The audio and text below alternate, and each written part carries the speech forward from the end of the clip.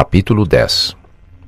Nas estações de águas, e presumivelmente também por toda a Europa, os administradores e gerentes de hotel, quando reservam um apartamento a um cliente, levam em conta menos as suas exigências ou seus desejos do que a opinião que têm a respeito deles.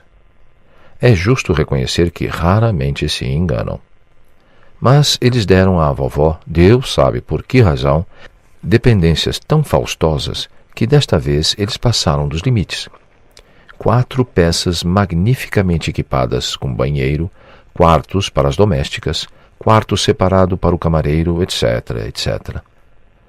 Uma grande duquesa efetivamente ali havia passado 8 dias recentemente e eles apressaram-se, é claro, em comunicá-lo aos novos ocupantes a fim de aumentar ainda mais o preço da estadia. Transportaram, ou melhor, rodou-se com a vovó por todos os quartos e ela fez deles um exame atento e severo. O gerente do hotel, um homem de uma certa idade, careca, a acompanhou cortesmente durante este giro. Não sei por quem eles tomavam a vovó. Sem dúvida, por uma pessoa de grande distinção e, sobretudo, muito rica. No registro, colocaram pressurosos: Madame la Générale, Princesse de Tarasevesteva. Ainda que a vovó jamais tenha sido princesa. Os empregados, o compartimento reservado, a pilha de pacotes inúteis, de valizes e mesmo de cofres que se havia desembarcado com a velha senhora serviram sem dúvida de pedestal a seu prestígio. E a cadeira, o tom cortante e a voz da vovó, suas perguntas impertinentes feitas com um ar desenvolto e sem permitir a menor réplica. Em resumo, toda a pessoa da avó, reta, brusca, autoritária, terminaram por lhe conquistar uma veneração universal. Enquanto ela passava a revista em seu apartamento, a velha senhora fazia bruscamente com que parasse em sua cadeira, indicava um objeto qualquer do mobiliário e colocava questões inesperadas ao gerente do hotel, que sorria respeitosamente, mas que já estava começando a tremer. Ela o interrompia em francês, língua que falava muito mal, de tal forma que com frequência eu precisava traduzir. A maioria das respostas do gerente a desagradavam e lhe pareciam insuficientes. Além disso, ela fazia perguntas desprovidas de sentido e inspiradas na mais delirante fantasia. Por exemplo, ela parou bruscamente diante de um quarto. Uma cópia muito fraca de um original célebre, um motivo mitológico. De quem é esse retrato? O gerente respondeu que, presumivelmente, era de uma condessa. Como não sabe? Mora aqui e não sabe? Por que este quadro está aqui? Por qual razão ela é vesga? A todas as questões, o gerente do hotel não conseguiu responder de modo satisfatório e ficou até mesmo atônito. Que imbecil! Declarou a vovó em russo. Foi conduzida adiante. O mesmo incidente se reproduziu em uma estatueta de Sachi, a que a velha senhora contemplou longamente e depois pediu que fosse retirada, sem que se soubesse por qual razão. Enfim, ela submergiu o gerente com perguntas. Quanto havia custado o tapete do quarto de dormir? Onde fora fabricado? O gerente prometeu que iria se informar. Que asno! Grunhiu ela enquanto dirigia sua atenção ao leito. Eis aí um magnífico dossel. Desfaça-o. A cama foi desfeita. Mais, desfaçam tudo. Retirem os travesseiros, as fronhas, retirem as colchas. Tudo foi colocado abaixo. A vovó examinou atentamente. Felizmente, não há percevejos. Levem toda a roupa branca. Colocaremos meus lençóis e meus travesseiros. Além disso, tudo isso aqui é demasiado luxuoso. Não preciso, na minha idade, de apartamentos destes. A gente se entedia sozinha. Alexis Ivanovitch, venha me ver com frequência, tão logo termines de dar as lições às crianças. Desde ontem não estou mais aos serviços do general, respondi, e moro no hotel por minha própria conta. Por qual razão? Dia destes chegou de Berlim com sua esposa um alemão de alto coturno, um barão. Ontem, durante o passeio, eu me dirigi a ele em alemão sem observar a pronúncia berlinense. E daí?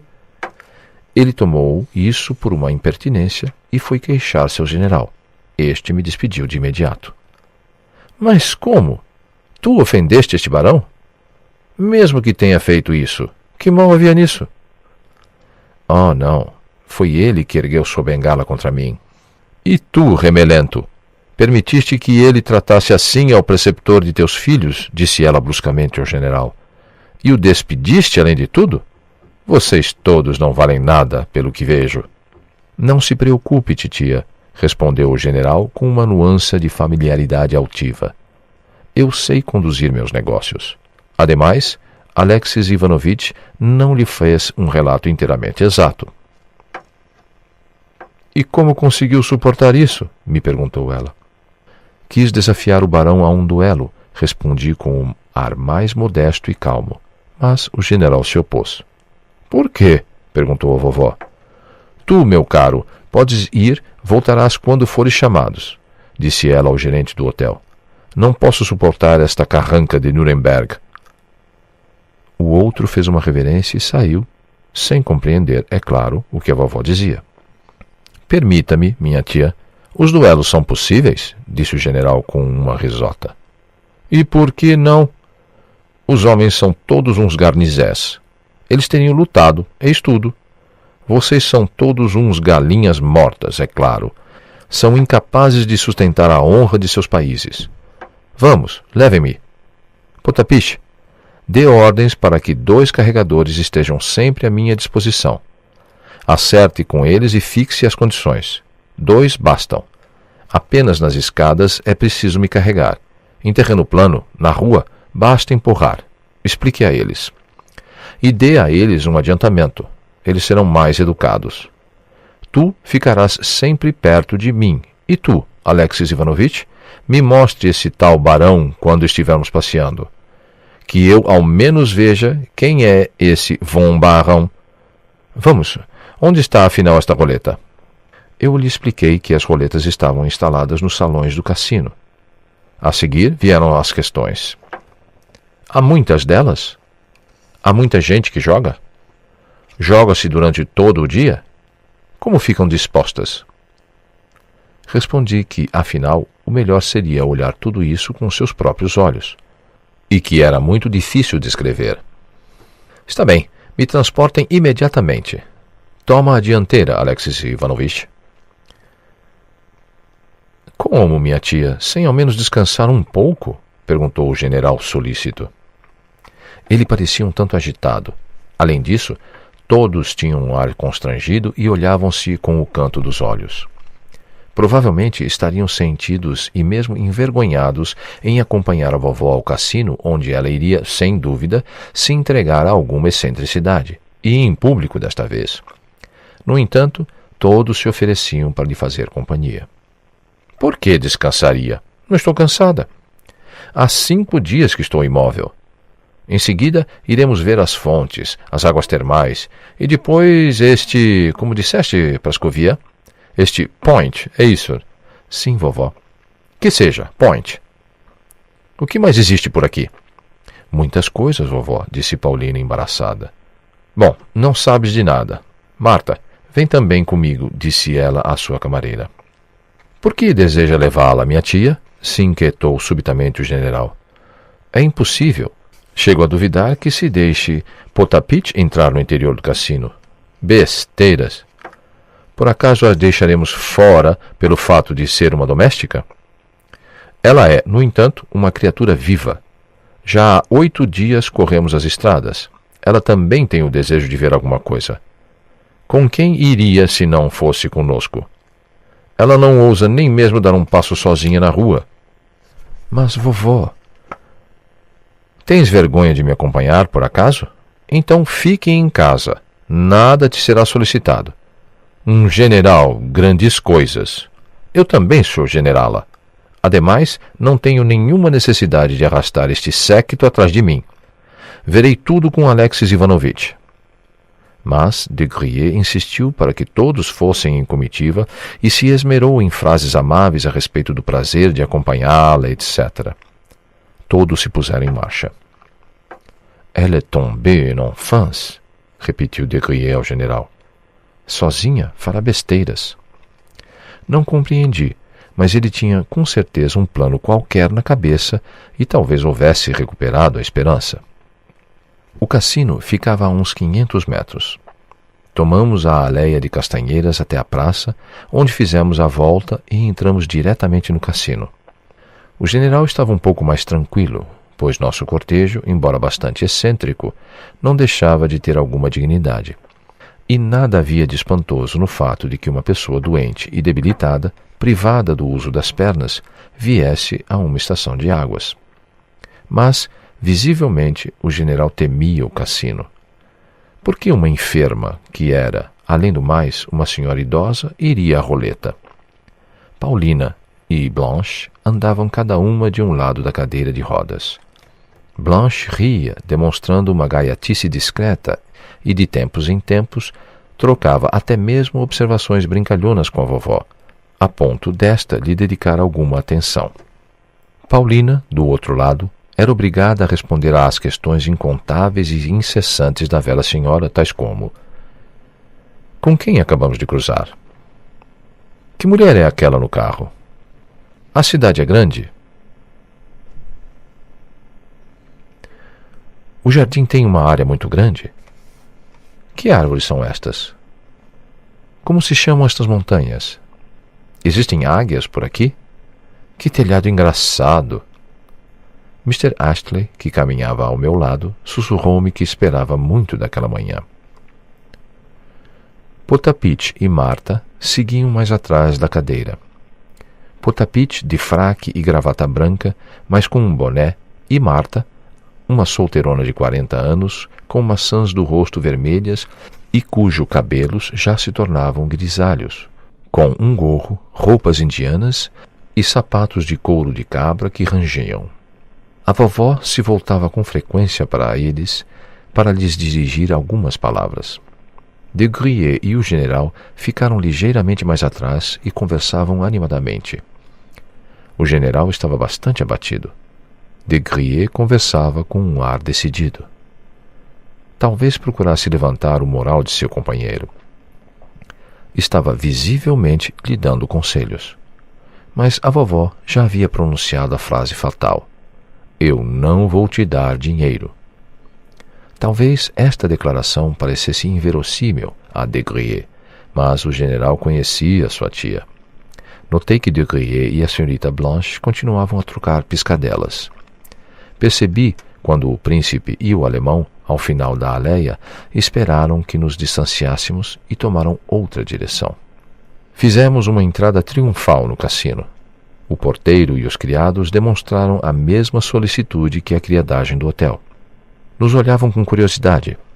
A vovó nos ordenou que, antes de mais nada, a conduzíssemos por um giro em todas as salas. Tanto saudava a uns quanto ficava indiferente a outros, mas se informava a respeito de tudo. Afinal, alcançamos as salas de jogo. O criado, em guarda diante da porta fechada, de imediato abriu seus 2 batentes, talvez tomado pela surpresa. A aparição da vovó causou uma profunda impressão no público. Nas mesas de roleta e no outro lado da sala, onde se encontra a mesa de 30 e 40, se comprimiam cerca de 150 ou 200 jogadores em várias fileiras. Aqueles que haviam conseguido insinuar-se até a mesa defendiam firmemente suas posições, como é hábito, e não cediam seu lugar antes de ter perdido todo o seu dinheiro, pois não é permitido permanecer nessas posições como simples espectadores, ocupando gratuitamente o lugar de um jogador. Ainda que cadeiras fossem colocadas em torno das mesas, poucas pessoas sentaram-se nelas, sobretudo quando a multidão estava compacta, pois, ficando de pé, ocupa-se um menor espaço e se fica à vontade para apostar e colocar as fichas. As pessoas da segunda ou terceira fila se apertavam contra aquelas da primeira, esperando sua vez. Mas, em certas ocasiões, em sua impaciência, eles enfiavam suas mãos por entre os jogadores para depositar suas apostas. Na terceira fila, as pessoas se esforçavam da mesma maneira para fazer chegar suas fichas ao tapete verde. Assim, A cada 10 ou 5 minutos se elevava um protesto em um dos cantos da mesa. O policiamento do cassino é, no entanto, muito bem feito. Não podem, evidentemente, evitar o empurra-empurra. Ao contrário, ficam felizes quando há afluência, pois ganham com ela. Mas 8 croupiers sentados em torno da mesa controlam as apostas com atenção. São eles que pagam e, caso uma contestação ocorra, são eles que a destrincham. Em casos extremos, chama-se a polícia e o caso é decidido imediatamente. Os agentes estão nas salas, em trajes civis, entre os espectadores, de sorte que não possam ser reconhecidos. Vigiam, sobretudo, os pequenos ladrões e os profissionais, que são muito numerosos nas roletas, onde o exercício de sua industriosidade é particularmente facilitada. Com efeito, em qualquer outro lugar é necessário remexer nos bolsos ou arrombar fechaduras, o que, em caso de insucesso, acarreta uma montoeira de aborrecimentos.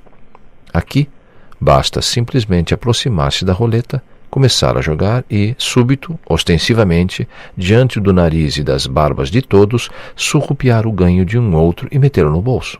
Em caso de altercação, o ladrão grita, em alto e bom som, que aquele prêmio é dele.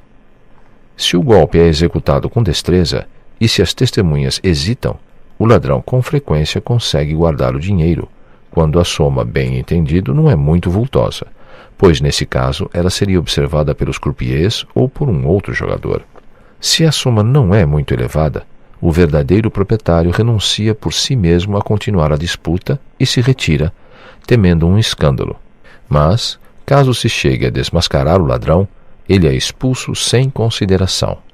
A vovó contemplou tudo isso de longe com uma curiosidade ávida. Ela ficou deliciada quando um ladrão foi expulso. O 30 e 40 mexeu pouco com sua curiosidade.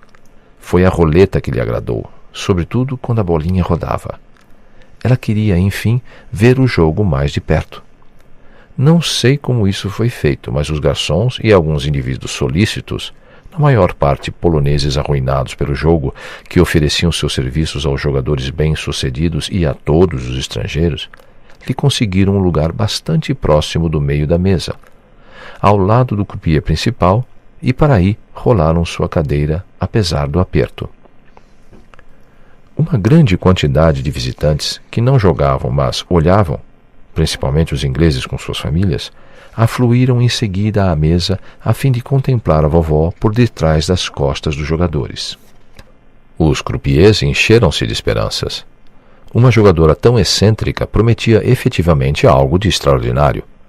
Uma mulher de 70 anos, enferma, que desejava jogar, eis aí uma circunstância pouco comum. Também me esgueirei até a mesa e me instalei ao lado da vovó. Potapitch e Marta permaneceram à distância, no meio da multidão. O general, Paulina, de Grier e a senhorita Blanche juntaram-se igualmente aos espectadores. Antes de mais nada, a vovó observou os jogadores que estavam à sua volta e me colocava em voz baixa algumas questões. Quem é esse? E aquele outro? Interessou-se, sobretudo, por um jovem na extremidade da mesa que jogava pesado, apostava em milhares de francos e que já ganhara, segundo o que murmuravam seus vizinhos, cerca de 40.000 francos que estavam à sua frente, formando um monte de cédulas e de peças de ouro. Ele estava lívido. Seus olhos faiscavam e suas mãos tremiam. Apostava sem medida, pegando o dinheiro aos punhados e, no entanto, não cessava de ganhar e o ouro acumulava-se à sua frente. Os garçons agitavam-se, trouxeram-lhe uma cadeira, abriram um espaço em sua volta, para que ele se sentisse mais à vontade e para que a multidão não o sufocasse. Tudo isso na esperança de uma rica recompensa. Alguns jogadores felizardos as dão sem medidas, retirando o dinheiro de seus bolsos aos punhados. Ao lado do jovem já se instalara um polonês que não parava quieto e que lhe falava a todo instante aos ouvidos com um ar respeitoso, sem dúvidas para aconselhá-lo e para dirigir seu jogo e, bem entendido, na espera de uma remuneração. Mas o jogador mal lhe dava atenção, apostando a torto e a direito e continuando a empilhar seus ganhos. Visivelmente perdera a cabeça. A vovó o observou durante alguns minutos. Diga-lhe, solicitou a mim, puxando meu cotovelo. Diga-lhe que abandone, que reúna seu dinheiro o mais rápido e saia. Ele vai perder tudo num instante. Ela se inquietou, quase ofegante de emoção. Onde está Potapite? Mande Potapite falar com ele. Mas diga-lhe então, disse-me ela cutucando. Onde está Potapite, afinal? Saia, saia! Começou a gritar para o jovem. Eu me inclinei sobre ela e lhe disse num tom baixo, mas seguro, que não eram permitidos gritos naquele local, sendo mesmo proibido falar noutro tom que não fosse a voz baixa, pois isso perturbava os cálculos. Se agisse assim, iriam nos retirar dali. Que pena! Este homem está perdido. Mas é ele que assim o quer. Nem quero olhá-lo. Vou me virar para o outro lado. Que bobão! E a vovó se virou para o outro lado. Daquele lado, o esquerdo, via-se entre os jogadores uma jovem senhora acompanhada por uma espécie de anão. Quem era este anão, eu o ignoro. Seria um parente dela ou ela o teria levado até ali para causar impacto? Eu já havia notado esta jovem mulher. Vinha todos os dias ao cassino, à 1h da tarde e saía às 2h em ponto. A cada dia jogava durante 1 hora. Era conhecida e logo lhe providenciavam uma cadeira. Ela retirava de sua bolsa algumas moedas de ouro e algumas cédulas de 1000 francos e começava a apostar com gravidade, friamente, anotando os números numa folha de papel, procurando descobrir o sistema segundo o qual os resultados se agrupavam no momento dado. Arriscava somas significativas. Ganhava a cada dia 1000, 2000, 3000 francos, não mais, e se retirava assim que os ganhava. A vovó a observou longamente. Essa não vai perder, não vai perder. Quem é, tu sabes? Uma francesa, provavelmente uma destas pessoas, murmurei. Ah, reconhece-se o pássaro pelo voo. Vê-se que ela tem as garras afiadas. Explique-me agora o significado de cada jogada e como se deve apostar. Expliquei o melhor que pude o sentido das inumeráveis combinações do jogo. Rouge e noir, pair e impair, manque et passe, nota de rodapé. Vermelho e negro, par e ímpar, manque, que quer dizer a série de números de 1 a 18, também chamada de pequeno, e passe, que é a sequência de 19 a 36, também chamada de grande. Final da nota de rodapé. E, enfim, algumas nuances do sistema de números. A velha senhora me escutou com atenção, refletiu, colocou novas questões e se informou.